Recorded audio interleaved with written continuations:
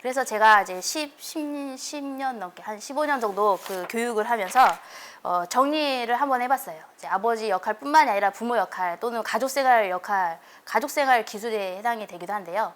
이 아버지 역할을 위한 기술들을 한번 정리해봤습니다. 그래서 이 기술들을 마스터 해보도록 노력하자. 네, 를 말씀드립니다. 네.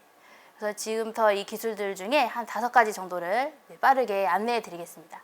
가만히 보시면 다 알고 있는 거예요. 네, 이미 다 알고 있습니다. 이미 다 전문가시고 다 알고 있는데요. 그래도 이제 다시 한번 상기시켜보는 거죠. 그리고 다시 한번 마음을 먹는 거죠. 네. 계속 학습을 꾸준히 하는 부모들은 다른 부모들과의 차이점은 다시 한번 마음을 다잡고 내가 해보려는 의지를 가지게 된다는 거죠. 의지를 많이 가지게 되면 실제로 행동으로 많이 옮겨지게 되고 실제로 행동을 하면서 아이가 변화가 됩니다. 이 기술들 잘만 써먹으면이 아니라 이 기술들을 잘 활용하시면 아이는 정말 잘 자랍니다. 확신을 가지셔도 됩니다. 근데 어떤 아버지들은 저거는 되게 그 신세가 편안한 아버지들의 이야기죠. 네, 돈 많이 벌고 뭔가 이렇게 좋은 말투, 뭐 좋은 가정에서 자란 아버지들이나 이렇게 할 수 있는 거죠 라고 생각할 수 있는데 네, 뭐 그렇죠. 더 많은 뭔가 정서적인 부분도 많이 필요한데 제가 좀 강조하고 싶은 건 사랑을 표현할 수 없는 부정적인 환경에서도 최소한으로 갖춰야 될 기술, 저건 저 빨간색으로 있는 인내와 상처가 되는 말 금지입니다.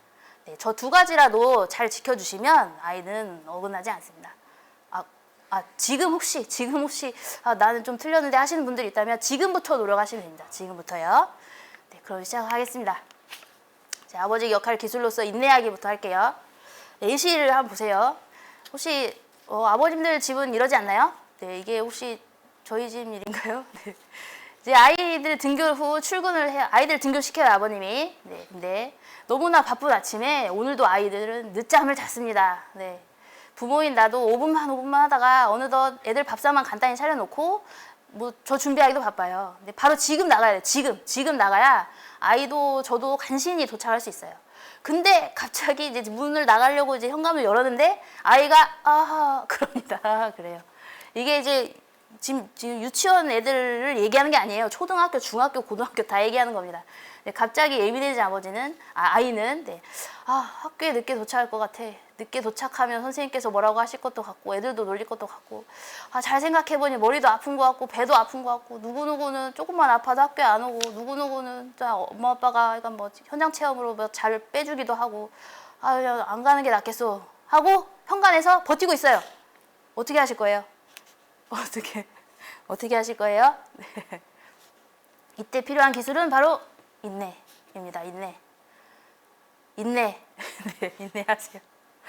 참을 인입니다. 참을 인. 네, 참을 인의 뜻은 저게 이제 뭐 칼날인입니다. 칼날인의 마음심이에요. 네, 칼도는 아시죠, 우리 다? 근데 칼날인이에요.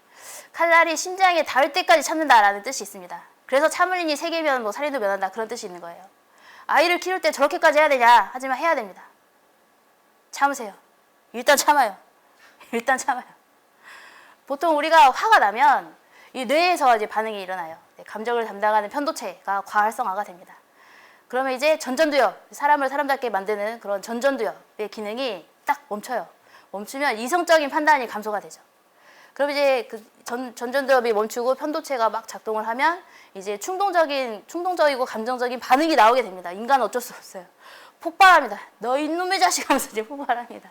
지금 나가야 된다고. 알아서 해. 네 인생 알아서 해. 뭔가 말들 퍼부면서 이제 둘 다 늦고요. 네, 하여간 파국으로 이제 결국에는 그렇게 가게 되죠. 즉각적인 행동, 단순한 판단이 우세해져서 신중한 숙고는 어려워져요. 이성의 끈이 끊어집니다. 네, 이성의 끈이 끊어져요. 그 결과는 경험하셨죠? 네, 경험하셨죠. 그래서 이성의 끈이 돌아오도록 네, 인내하셔야 됩니다. 제가 뭐 그 하루 종일 인내해라 그런 게 아니에요. 이 시간만 인내하시면 됩니다. 일단 네, 이성의 끈이 돌아오는 시간은 바로 10에서 20초입니다. 네, 이거 많은 이제 전문가들이 말하는 그 시간이에요. 그 유명하신 분도 뭐 15초, 네, 뭐 또 뭐 10초, 20초 뭐 이렇게 됩니다. 근데 이 10초 동안 인내, 가만히 멈추면서 가만히 나를 멈추면 또는 뭐 나가서 물을 한 모금 먹고 와라, 뭐 여러 가지 되게 방법이 있는데 또는 뭐 고무줄로 막 튕겨라, 막 여러 가지 방법들이 있는데 이 이 시간만 일단 기다리면은 이성의 끈이 돌아옵니다. 네, 돌아와서 이제 이 상황을 어떻게 해결하지라는 네, 이제 사고가 이제 돌아가기 시작하는 거죠. 그래서 이제 그 10에서 20초를 참아라라는 겁니다. 이게 유대인 부모의 기도를 이거를 지금 안내를 할까 말까 고민했지만 그래도 이제 요 기도문을 참고 네, 하셨으면 좋겠어서요. 네, 기도문을 한번 참고해 주세요. 유대인 부모 교육을 우리나라 사람들이 많이 이렇게 좀 관련된 책들을 많이 읽었습니다. 네, 많이 나와 있어요. 근데 이제 유대인 부모 이야기를 왜 하냐면 뭐 인구의 3%밖에 안 되는데 노벨상의 30%를 유대인이 탄다. 뭐 그런 뭐 교육에 특별한 이유가 있지 않느냐. 뭐 이런 걸로 유대인 부모의 그 교육을 많이 참고합니다. 근데 그 기도 중에 이제 많은 상황 속에서 하는 기도들이 있는데 이 기도가 있는 거예요. 이 기도가 제가 참 인상적이었어요. 아이가 잘못해 화가 치밀어 오를 때 하는 유대인 부모의 기도예요. 그러니까 유대인 부모도 아이가 잘못해서 화가 치밀어 올 때가 있다는 얘기죠. 네. 우리와 같은 거예요. 같은데 근데 저런 기도를 한다는 거예요. 여기 빨간 줄 보죠. 화가 치밀어 오르고 우리나라도 이제 저러면 안 돼요. 비난과 매질 전 안 됩니다. 아이의 영혼을 짓밟고 싶을 때마다 이겨낼 수 있는 자제력을 주소서. 참을성을, 그보다 더한 참을성을, 그리고 그보다 더한 참을성을 주소서. 아이의 존재를 처음 깨달았을 때 느꼈던 환희와 아이가 첫 걸음마를 뗐을 때의 기쁨, 아이를 처음 안았을 때의 희열, 그걸 결코 잊지 않게 하소서. 네, 입니다. 그리고 모진 말과 조롱, 비난으로 그럼에도 이 말들이 나온다 하면 차라리 입 다물게 하소서. 네, 침묵을 주소서. 네, 이 기도를 합니다. 그리고 포용력을 주소서. 이런 기도를 한다는 거예요. 이만큼 인내가 되게 아이를 양육하는데 너무나 기초적이면서 우리가 끊임없이 해야 되는 기술이다라는 거를 알아주셨으면 좋겠습니다. 그 다음 기초 기술이 바로 상처가 되는 말 금지입니다. 너무 피곤해서 집에 돌아왔는데 집이 막 난리죠. 막 애는 공부도 안 하고 게임만 하고 있어요. 그리고 막 왔는데 인사도 안 해요. 막 그러면 이제 누군가가 아빠 오셨다 나와서 인사하라. 그러면 이제 아이가 빼꼼 나가지고 오세요 하고 이제 들어갑니다. 네, 청소년 아이는 아예 쳐다도 안 봐요. 그러면 이제 너무 피곤해서 뭔가 이렇게 안녕 얘들아 라는 말이 나올 힘이 없는데 아이의 그런 모습들을 보면 너무 열불이 난 나머지 이제 온갖 말들이 쏟아내죠. 너는 아빠가 아는데 지금 이게 상식이 있는 짓이냐 없는 짓이냐 해부터 이제 다 일렬로 서 하면서 이제 막 엄청나게 상처가 되는 말들이 시작이 되는데 이 말을 이제 하지 말자라는 겁니다. 혹시 이런 말들 경험해 보셨어요? 네, 상처가 되는 말은 저 두 가지로 이제 전개할 수 있습니다. 함부로 관계가 끊어지는 말을 하지 않기. 그다음에 부정적인 감정부터 표현하지 않기. 왜냐면 한숨만 푹 쉬면서 하는 얘기들 있잖아요. 네, 함부로 관계가 끊어지는 저 말들 혹시 익숙하지 않나요? 네. 저희 다 실제로 하는 말들을 제가 적어놓은 겁니다. 에이, 진상아, 막 이런 말들. 요 말 안 해야죠. 네. 그리고 혹시 아버님들 자녀에게 주로 하는 말이 바뀌지 않았나 한번 생각해 보세요. 아이가 어렸을 때 애가 아빠 했을 때 생각해보세요. 아빠 했을 때. 네. 옳지. 이 말들이 엄청 하루에도 이 말을 엄청나게 많이 해줬습니다. 잘한다 우리 아기. 할 수 있어. 대단하다. 최고야. 우리 아가는 나중에 훌륭한 사람이 될 거야. 뭘 되려고 이렇게 훌륭해. 우리 애는 누구 닮았어? 하면서 우쭈쭈쭈 하면서 눈에 하트가 뿅뿅한데요. 지금 혹시 하시는 말 이렇지 않습니까? 정신 못 차리지? 네. 커서 뭐 될래? 일말의 기대를 한 내가 잘못이다. 뭐 이런 말들. 네. 이런 말들 혹시 많이 하지 않습니까? 그런데 이 상처가 되는 말이 자녀에게 주는 영향, 이거는 이게 안 찾아봐도 알잖아요. 우리가 성장했을 때를 생각해 보시면 됩니다. 네. 그러나 이제 근거를 이제 말씀드리면 상처가 되는 말은 자녀에게 역시 안 좋은 영향을 미치죠. 정서적으로 손상을 줍니다. 지속적인 비난, 비교, 조롱. 네. 나는 가치가 없다. 라는 자기 개념을 강화합니다. 이거는 이제 자기 비하, 자기 훈훈감, 저하로 이어지죠. 그리고 지속적으로 긴장돼 있어요. 늘 상처 주는 사람 앞에서는 이렇게 긴장돼 있죠. 이렇게 멈추게, 이렇게 위축돼 있어요. 그래서 이제 모든 활동에 대한 자신감이 없습니다. 네.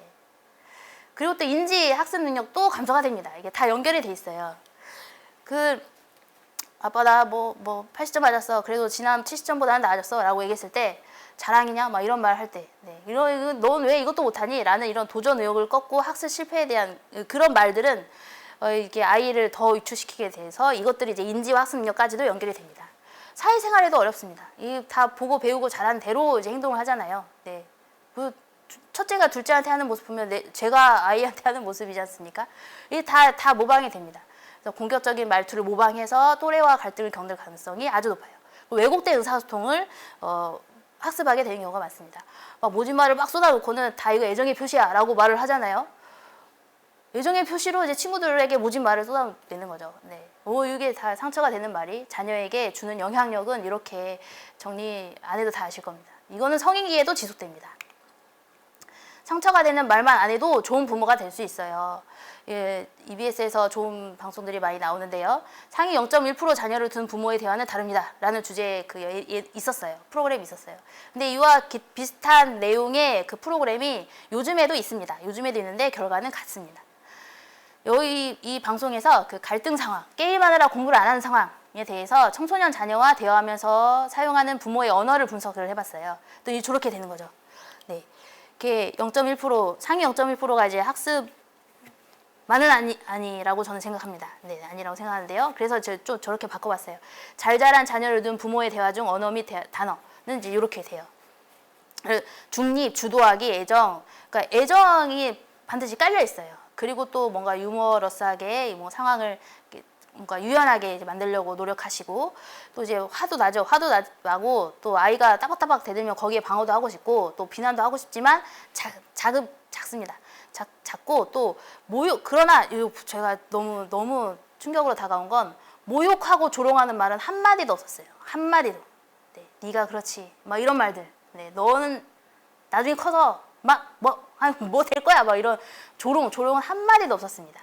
그런데 이제 저와 같은 부모는 저런 갈등 상황에 대해서 비난, 분노, 싸움 걸기. 저 이제 내일은 안 할 거예요. 내일은 공부만 할 거예요라고 하면 네가 그럴까? 과연? 막 이렇게 하면서 싸움을 걸어요. 싸움을 걸고 모욕하고 막 조롱하는 이런 말들이 많이 있습니다. 네. 그래서 상처내는 말만 안 해도 우리는 좋은 부모가 될 수 있어요. 좋은 부모의 비결은 바로 긍정적인 표현이었다라는 게 이 실험의 결과였어요. 그래서 근데 가만히 보시면 이제 우리들은 아이를 사랑 안 합니까? 네. 아니죠. 엄청나게 사랑합니다. 엄청나게 사랑하고 이 아이가 잘 컸으면 좋겠고 끝까지 책임질 수 있는 자신도 있어요. 똑같아요. 다 똑같은데 표현이 달랐다는 차이인 거죠. 표현이 달랐다. 네. 부모로서 긍정적인 마음을 모두 가지고 있어요. 근데 표현하는 거 어려운데 그러나 그거를 실천한 부모와 아닌 부모의 결과를 생각해 보시라는 거죠. 이 실험의 결론은 긍정과 부정의 언어가 5대1이 되어야, 즉 부모의 언어 속에 긍정적인 부분들이 많이 담겨 있어야 자녀는 자존감이 높아지고 자기 확신이 생기면서 좋은 방향으로 변한다더라 였습니다. 이거는 그 가트만 이론 중에 하나예요. 가트만은 그 부부 상담 모델을 만들었어요. 이게 30년 동안 그 종산 연구 끝에 부부 상담 모델을 만들었는데 그 모델의 이제 단계 중에 1단계에 포함되는 이론이 이겁니다. 뭐 긍정적인 정서 계좌 해가지고 평소에 긍정적인 그 정서를 많이 쌓아두자. 그러려면 좋은 말을 많이 해두자라는 거였어요. 그게 이제 5대1이었습니다. 평소에 긍정적인 표현을 막 몰아서 말고요. 평소에 그때 많이 해두면 이제 뭔가 막 애를 못되게 하려고 하는 말은 아니잖아요. 잘 되게 하지만 표현이 좀 거칠고 뭔가 아이에게 좀 거부감 있는 그런 부정적인 표현을 일을 했을 때 우리 아버지가 나를 위해서 하는 말이겠지라고 정리를 하면서 받아들인다는 거죠. 네, 이걸 이제 자녀 양육으로 적용해보면 그렇습니다. 평소에 5배의 긍정적인 말들을 해주셔야 돼요. 네, 되게 잘하고 있는데 하다못해 애가 중학생이 됐는데도 편식하는 애들 있잖아요. 편식하다가 어느 날 파를 먹었어요. 그러면 오늘 파를 먹었네? 이 말도 어릴 때뿐만 아니라 지금도 해주셔야 됩니다. 그리고 제가 이런 말들을 하면 아버지들은 그 뒤에서 이제 모두 그런 건 아니지만 이제 팔짱을 끼시면서 저 다 압니다. 저 다 알아요. 저 마음은 있는데 말이 안 나와서 그래요. 내가 천성이 그래요. 천성이. 저 사람이면 당연히 해야 될 것들 아닌가요? 저것들을 다 일일이 칭찬하고 막 우쭈쭈 해주면 애가 엇나가요 라고 합니다. 또 애 키우는데 너무 유난스럽네요 막 이럽니다. 근데 아버님, 네, 아이 양육을 잘할 수 있는 방법이 있어요. 그거를 이제 정리해서 알려드리는데 그걸 실행하지 않으면 어떻게 되는 것도 아십니다. 네, 아시니까 이거를 너무 이런 생각으로 네, 그 하려는 그 의욕을 뭔가 이렇게 멈추지는 않으셨으면 좋겠습니다. 그래서 이제 그럼 또 어떤 분들은 무슨 말을 해야 될지 모르겠어요 라고 해요. 무슨 말을 해야 될지 모르겠어요. 그래서 많은 말들이 예시가 많이 나와 있습니다. 아버님 그 AI한테 아이에게 해줄 수 있는 좋은 말들을 알려줘 라고 하면 엄청 많이 알려줍니다. 그거를 입으로 붙이시면 돼요. 입으로. 이렇게 도와줘서 고마워. 참 재미있는 생각이구나. 너무 재밌어 보이는데 잘 참았어. 훌륭하다. 뭐 이런 말들을 해주시면 됩니다. 제가 이제 그 학교 강의에서 그 서로를 기분 좋게 하는 말 10문장씩 내세요 라고 이제 80명한테 주로 그 과제를 내줍니다. 그러면 이제 한 학기에 이제 800문장이 저한테 와서 한번 이렇게 텍스트 마이닝 분석을 해봐요. 그러면 이제 요렇게 됩니다. 요렇게. 네. 사랑, 행복, 최고야. 네 존재만으로도 너무 소중해. 네 존재만으로도 너무 기뻐. 막 마음이 벅차. 막 이런 말들을 많이 내요. 네. 다 알고 있다는 거죠. 우리가 서로를 기분 좋게 하는 말이 무엇인가를 다 알고 있습니다. 이거를 입에 붙이시면 됩니다. 그럼 지금 저기 사랑해부터 넌 소중한 존재야까지 함께 해보실까요? 시작. 네. 사랑해, 고마워, 예쁘다, 네가 있어서 행복해, 널 응원해, 넌 최고야, 넌 소중한 존재야 등등등등 이거를 입에 붙이셨으면 좋겠습니다. 입에 붙여주세요.